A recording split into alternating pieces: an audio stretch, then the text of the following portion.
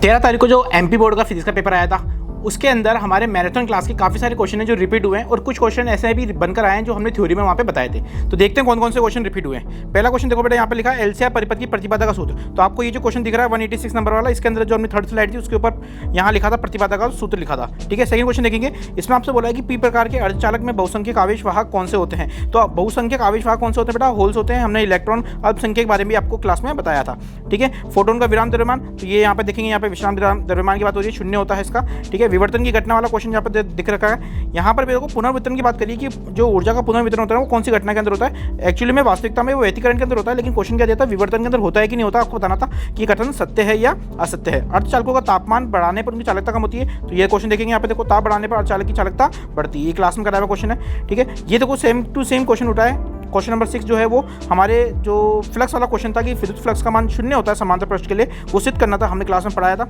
Ampere का परिपथ नियम, बिल्कुल सेम टू सेम क्वेश्चन हमारा रिपीट हुआ है यहाँ पे। ठीक है, यहाँ देखो, हमने आवर्ती का घटता क्रम एग्जाम के अंदर पूछा है और हमने क्लास के अंदर कराया था आवर्ती का बढ़ता क्रम। तो अगर आप इसको उल्टा कर देते हो तो आपका आंसर करेक्ट हो जाता।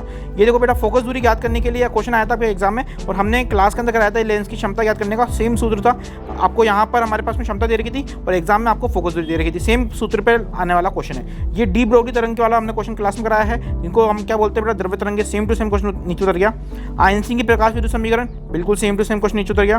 ठीक है, सेल का आंतरिक प्रतिरोध, बिल्कुल सेम टू सेम, बिल्कुल सेम टू सेम व्युत्पन्न है, ये क्लास में कराया है। बायो सावर्ट का नियम, ये देखो बायो सावर्ट का नियम, हमने उसका सदिश रूप लिखा है और साथ में बताया भी था कि कौन सी राशि किस तरह काम कर रही है, किसको प्रदर्शित कर रही है। बोहर के परमाणु मॉडल के 3 अभिग्रह, यहाँ पर हमने क्लास में आपको 2 अभिग्रह सिखाए थे। ठीक है, नाभिकीय बल क्या होता है, नाभिकीय बल क्या होता है, सेम क्वेश्चन। एन प्रकार और पी प्रकार में अर्धचालक, एन प्रकार और पी प्रकार में अर्धचालक में अंतर दे रखे हैं आपको। ये अर्ध तरंग डिस्कारी के बारे में आपसे पूछा था, हमने अर्ध तरंग के बारे में देखो क्या क्या लिखा था, परिपथ का आरेख बनाया था, नामांकन किया था, संक्षिप्त विवरण उसका बताया था। इसके अलावा 2 लेंस अगर पास पड़े हुए हैं तो उनकी फोकस दूरी कितनी आएगी, तो उसका सेम क्वेश्चन हमने क्लास में करा था, पूरा व्युत्पन्न करा था।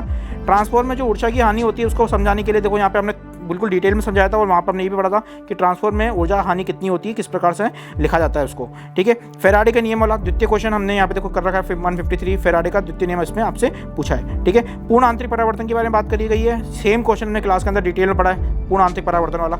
ठीक है, तो जिस प्रकार से एमपी बोर्ड का ये पेपर आपका 50% से ज़्यादा मैच हुआ है, उसी प्रकार आगे आने वाले जितने भी पेपर है वो आपके साथ मैच करें, आपके प्रैक्टिस के साथ मैच करें, उसके लिए हमारे साथ जुड़े रहें।